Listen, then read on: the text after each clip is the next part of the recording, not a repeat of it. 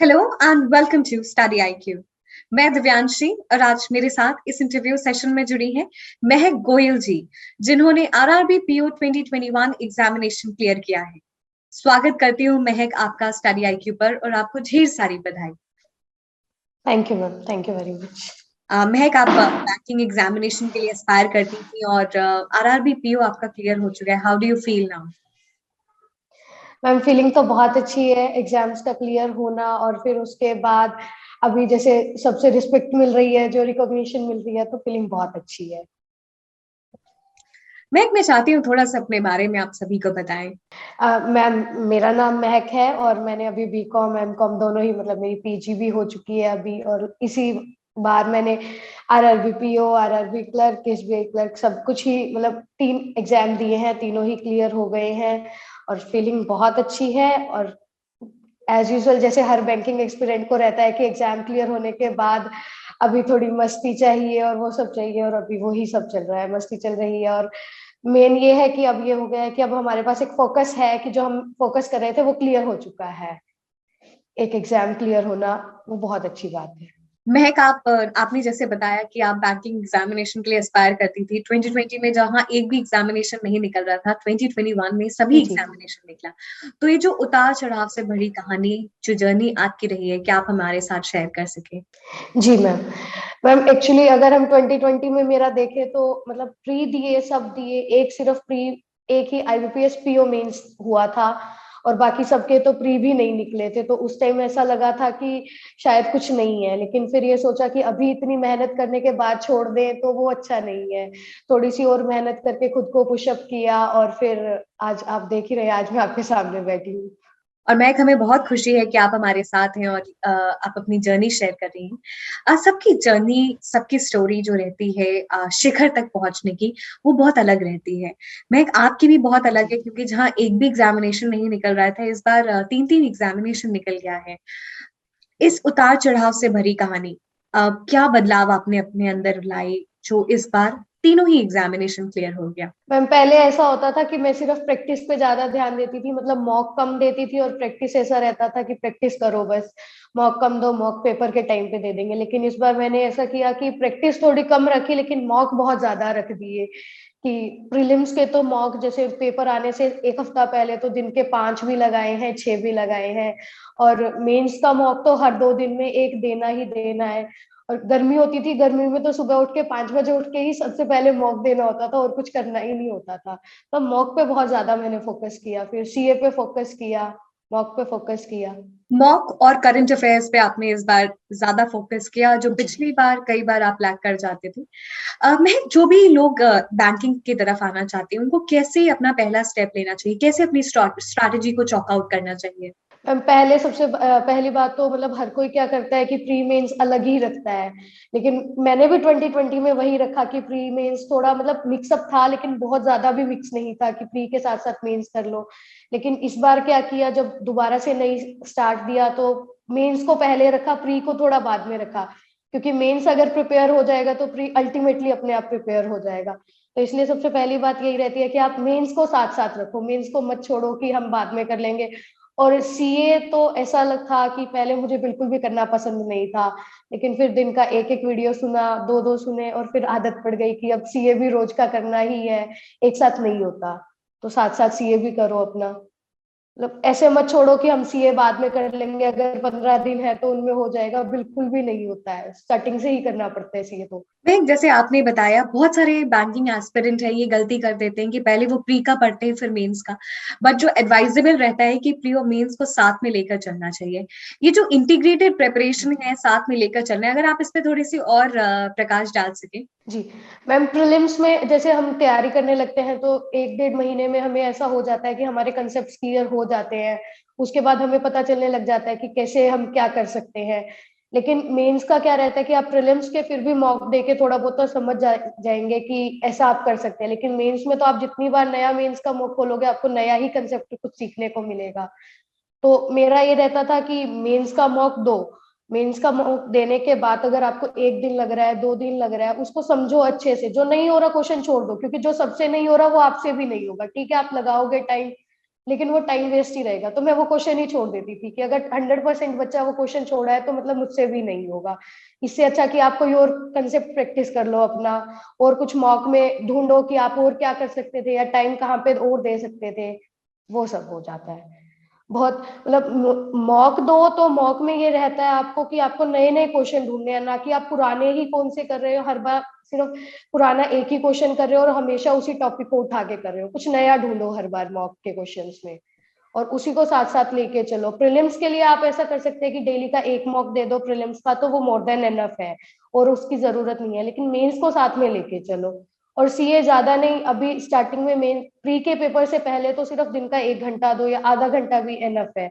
लेकिन जैसे ही आपका प्री का एग्जाम हो जाए फिर उसके बाद 1 से 1.5 घंटा, और जब प्री क्लियर हो जाए फिर तो ऐसा लगता है कि 2 से ढाई घंटा बस सीए को ही दो और कुछ करो ही मत। महक, आपने जैसे बताया और मुझे लगता है बहुत सारे लोगों को समझ में भी आ रहा होगा कि प्री और मेंस की तैयारी एक साथ करने का कितना इंपॉर्टेंस है, कितना महत्व है। महक, 2020 की बात करना चाहूंगी। जब एक भी प्री ना निकले, बहुत निराशा सी होती है और बहुत सारे एस्पिरेंट्स के साथ ऐसा होता है क्योंकि इतना कॉम्पिटिटिव एग्जामिनेशन है बैंकिंग का। किस तरीके से अपने आप को मोटिवेट रखा और सभी गलतियों से सीखा? मोटिवेशनल फैक्टर कितना इंपॉर्टेंट है? जब मेरा शायद पहला पेपर आरआरबी पीओ का ही था और मैं करके आई थी, तो मुझे ऐसा था कि प्रीलिम्स तो क्लियर हो जाएगा तो मेंस की तैयारी करते हैं। मैं बता रही हूँ कि प्रीलिम्स का जब तक रिजल्ट नहीं आया था मेरे मेंस के सारे मॉक खत्म हो चुके थे, इतना भी था। और जब प्रीलिम्स का रिजल्ट आया और मुझे पता चला कि मेरा प्रीलिम्स भी नहीं हुआ है, तो आई वाज लाइक कि नहीं अब नहीं होगा। लेकिन फिर एक दिन रोई, 2 दिन रोई, और तीसरे दिन फिर ये सोचा कि नहीं रोना नहीं है, अब इतनी तैयारी की है तो थोड़ा और अच्छा करो। तो वो खुद से ही मोटिवेशन लेके आना पड़ता है। बल्कि पेरेंट्स बोल रहे थे कि कोई बात नहीं, नहीं हुआ तो दूसरा हो जाएगा, पेरेंट्स इतना सपोर्ट कर रहे थे। अदरवाइज दूसरे पेरेंट्स ऐसे होते हैं कि क्यों नहीं हुआ ये सब, लेकिन पेरेंट्स कह रहे कोई बात नहीं, एक हुआ है दूसरा हो जाएगा। लेकिन फिर नहीं, खुद से सोचा कि अब कब तक करेंगे ना, कब तक रोएंगे, एक ना एक दिन तो उठना पड़ेगा ही, तो आज ही क्यों नहीं एक दिन रो लो। हर प्रीलिम्स के बाद जब नहीं होता था पेपर तो यही होता था, मैं एक रात बहुत रोती थी, लेकिन फिर सुबह से अगली सुबह उठ के डबल एनर्जी तो नहीं, मतलब थोड़ी एनर्जी ज्यादा ही बढ़ जाती थी कि अब पढ़ना है। अगर एक नहीं हुआ तो फिर शायद कभी ना हो, तो उस डर में बहुत ज्यादा हो जाता था कि अब पढ़ना है, अब और कुछ नहीं करना, अब सिर्फ पढ़ना है। महक, जैसे आपने बताया कि बहुत जरूरी है फैमिली का सपोर्ट रहना, और आपका डिटर्मिनेशन ग्रिड कितना बड़ा है वो बहुत ज्यादा डिटरमाइन करता है कि आपके आने वाले अटेम्प्ट जी सक्सेसफुल रहने वाले हैं कि नहीं। और आपके ग्रिड डिटर्मिनेशन काफी स्ट्रांग था, इसीलिए आप आज हमारे साथ भी हैं एक सक्सेसफुल जी कैंडिडेट के तौर पर। महक, कई बार होता है जब हम क्वेश्चंस लगाते रहते हैं, प्रिपरेशन करने लगते हैं, तो एक बहुत ही मोनोटोनस रूटीन हो जाता है। क्या कभी आपको भी लगा कि ये सारी प्रिपरेशन छोड़ देते हैं, ये हो नहीं रहा है, और जबकि थोड़ी सी निराशा भी रहती है? ये बिल्कुल होता था, ये मेरे साथ हमारे अभी क्या मतलब लास्ट 3 मंथ तो अभी पेपर क्लियर होने से पहले ऐसा रहता था कि सुबह उठो, मॉक दो, फिर नहाओ और फिर एनालिसिस करने बैठ जाओ, फिर सीए करो, इंग्लिश करो, बस और रात हो गई खत्म। अगले दिन फिर से यही 1 से 1.5 महीना तो शायद यही रूटीन रहा है। और फिर कभी कभी तो ऐसा लगता कि था कि जिंदगी में कुछ बचा नहीं है कि उठो, मॉक दो और एनालिसिस करो। लेकिन फिर यही लगता था कि अगर अभी 1 1.5 महीना पढ़ रहे हैं तो बाद में जॉब लगने के बाद आराम से बैठना भी तो है, जब 2 2.5 महीने सिर्फ आपकी ज्वाइनिंग तक के टाइम मिलेगा आपको, तब आपको कुछ नहीं करना है। ऐसा लगता था सिर्फ यही सोच के। और क्या होता था कि हम 3 मॉक देते थे हफ्ते में, और फिर संडे बिल्कुल फ्री रखते थे कि कुछ नहीं करना है, क्योंकि पूरा वीक आप एक ही रूटीन फॉलो कर रहे हो, मॉक एनालिसिस मॉक एनालिसिस। तो फिर संडे रहता था, संडे में बाहर घूमने चले गए, दोस्तों के साथ चले गए, पेरेंट्स के साथ बैठ गए। इसी से सब वो होता था कि अब एक संडे भी मोटिवेटिंग फैक्टर होता था कि संडे आ रहा है तो अब आराम से कुछ नहीं करना है। एक संडे लगता था संडे को भी थोड़ा बहुत पढ़ लेना चाहिए, लेकिन फिर ऐसा होता था कि नहीं, 6 दिन पढ़ा है बहुत है, एक दिन अपने आप को रिलैक्स रखो। वो चीज बहुत मोटिवेटिंग फैक्टर रहती थी कि संडे आ रहा है तो अब पढ़ो, अब पढ़ना नहीं है, अब मतलब सिर्फ इंजॉय करो और फिर मंडे से फिर से लग जाओ उतनी ही एनर्जी के साथ। यानी कि आपके केस में एक मोटिवेटिंग फैक्टर था कि आप पूरे 6 दिन पढ़ो और 7वें दिन जो संडे हो उस दिन आप खूब एंजॉय करो, ताकि फिर आप अपनी हाँ एनर्जी बिल्कुल। रिगेन करो, ताकि 6 दिन फिर इस साइकिल में आप मेंटेन रहे। मैं आपसे जानना चाहती हूँ क्या रूटीन आपका रहता था, क्योंकि रूटीन में हमेशा एक फैक्टर रहता है कि क्या आप मॉर्निंग स्टूडेंट रहे या आप लेट नाइट पढ़ते थे। तो कितना जरूरी है रूटीन, एक फिक्स रूटीन होना? एक्चुअली मेरा ऐसा भी नहीं था कि मैं रात को 2-2 बजे तक जागती थी, मुझे 10 बजे नींद आनी शुरू हो जाती थी, तो मुझे 10 बजे सोना है, मुझे कुछ नहीं चाहिए होता था। मैं 5 साढ़े 5 बजे उठ जाती थी, फिर उसके बाद अपना उठने के बाद फ्रेशन अप, और फिर उसके बाद सीए। सबसे पहले ये रहता था कि एक बार अपने माइंड में सीए को कर लो थोड़ा सा, क्योंकि आप सुबह सुबह उसको सुन, गौरव सर की आवाज को सुन रहे थे सुबह सुबह, तो ऐसा लगता था कि एक बार सुन लिया है, फिर रात को सोते हुए सुन लेंगे तो हो जाएगा सीए। फिर उसके बाद अपना मॉक देने बैठ जाते थे। फिर मॉक देने के बाद एनालिसिस, थोड़ा मतलब नहाना और खाना हो जाता था। फिर उसके बाद एनालिसिस, एनालिसिस खत्म होते ही फिर इंग्लिश थोड़ी सी, और फिर उसके बाद इंग्लिश के बाद फिर थोड़ा अपना ब्रेक देके सीए की, और थोड़ा सा क्वेश्चन आप किए अगर मन किया तो। क्योंकि अगर आप बिना मन के करते हो, मेरा यही मानना है, अगर आप मन के साथ करो तो आप काम को 15-20 मिनट में भी खत्म कर सकते हो, और अगर वही काम बिना मन के करो तो 1 घंटा 2 घंटा कितना ही लगा लो, बिल्कुल भी नहीं फर्क पड़ेगा। तो मुझे ये होता था कि अब अगर मेरा मन बिल्कुल सही है, पढ़ना तो होता ही था, अब मूड है बिल्कुल अच्छे से पढ़ना है, तब पढ़ने बैठती थी। ऐसा धक्के से नहीं कि हाँ आज ये करना ही है, तो मतलब नहीं, अगर मूड है मन है तो ही करने बैठो, बिना बात का टाइम वेस्ट करने से कोई फायदा नहीं है। अपना भी वेस्ट करोगे प्लस इलेक्ट्रिसिटी वेस्ट करोगे अलग, वो ज्यादा रहती थी। ये काफी मजेदार वाक्य है कि आप, अगर आप मोटिवेटेड हैं, अगर आपका पढ़ने का मन है तभी आप पढ़ने बैठो, वरना आप खुद का भी समय बर्बाद करोगे। और इलेक्ट्रिसिटी तो महक, जी ये मुझे लगता है बिल्कुल। काफी इंट्रिगिंग फैक्टर है। यस मैम, सच में होता था, क्योंकि अब आप पढ़ने के लिए बैठ रहे हो तो मेरे यहाँ जैसे बहुत शोर रहता है, तो बिल्कुल रूम बंद करके पढ़ने बैठना पड़ता था, 2-2 लाइटें जलानी पड़ती थी। और गर्मी में तो फिर ऐसा रहता था कि थोड़ा सा गर्मी लगे तो एसी भी चला लो, तो बिना बात की इलेक्ट्रिसिटी वेस्ट होगी अगर आप पढ़ नहीं रहे हो। ऊपर से घर वालों से सुनने को मिलेगा अलग कि पढ़ तो रहे नहीं थे, एसी क्यों चलाया, लाइटें क्यों चलाई। तो इससे अच्छा है कि पढ़ ही लो, जब मन है तभी पढ़ो, वरना मत ही पढ़ो। मैं क्या, ये तो तैयारी की बात हो गई। अब मैं आपसे जानना चाहती हूँ, जो भी एग्जामिनेशन, जब आप एग्जामिनेशन जो डी डे होता है, क्या माइंडसेट के साथ जाना चाहिए? क्योंकि माइंडसेट बहुत इंपॉर्टेंट रोल प्ले करता है। जी मैम, एक्चुअली जब भी एग्जामिनेशन से पहले वाले दिन होता था, मैं कुछ भी नहीं पढ़ती थी, कि बिल्कुल आराम से अपना, इतनी तैयारी की है तो बहुत है। अब एक दिन पहले में आप कुछ नहीं कर सकते।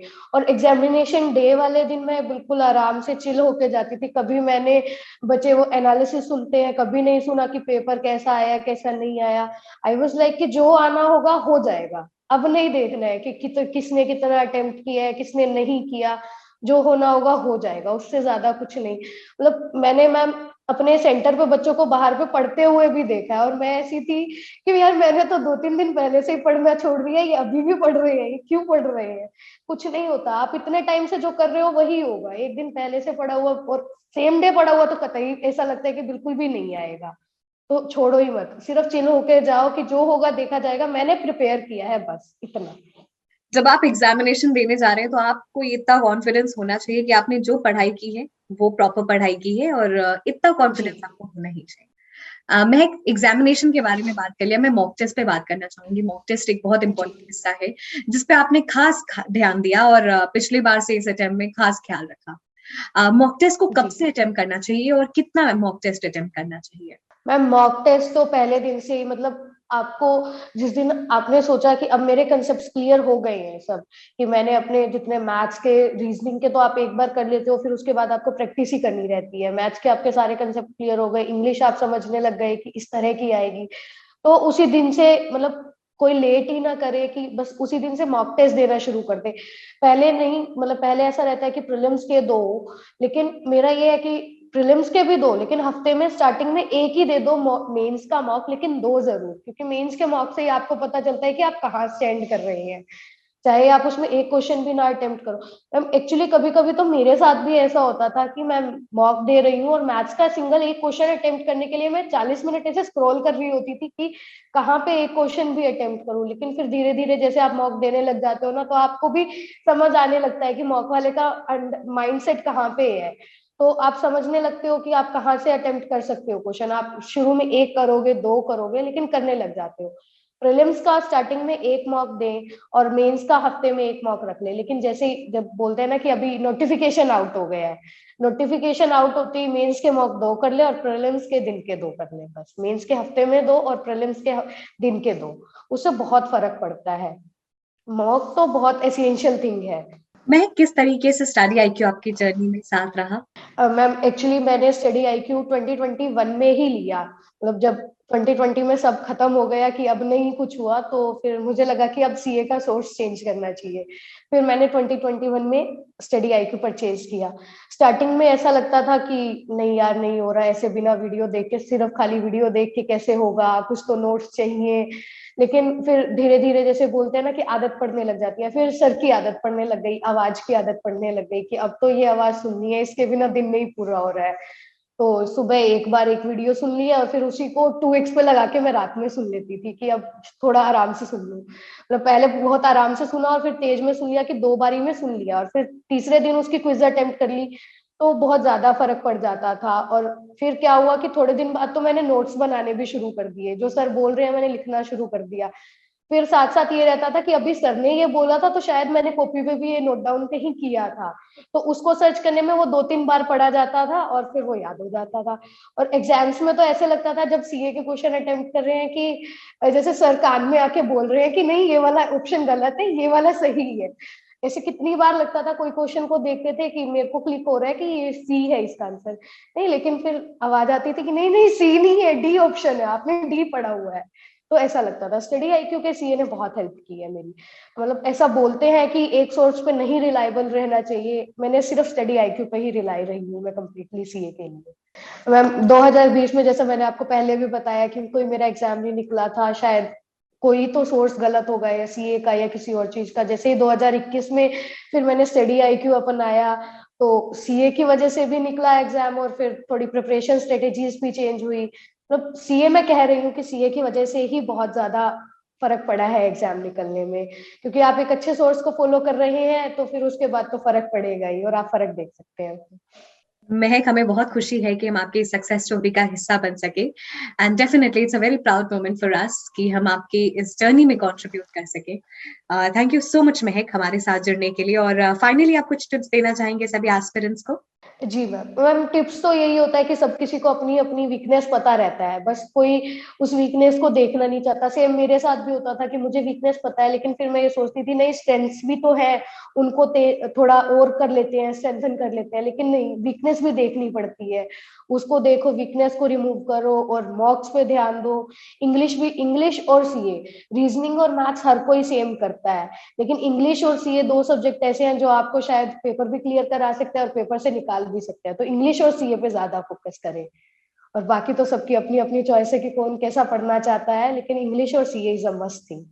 थैंक यू सो मच महक हमारे साथ जुड़ने के लिए। पूरी टीम की तरफ से आपको ढेर सारी शुभकामनाएं। धन्यवाद।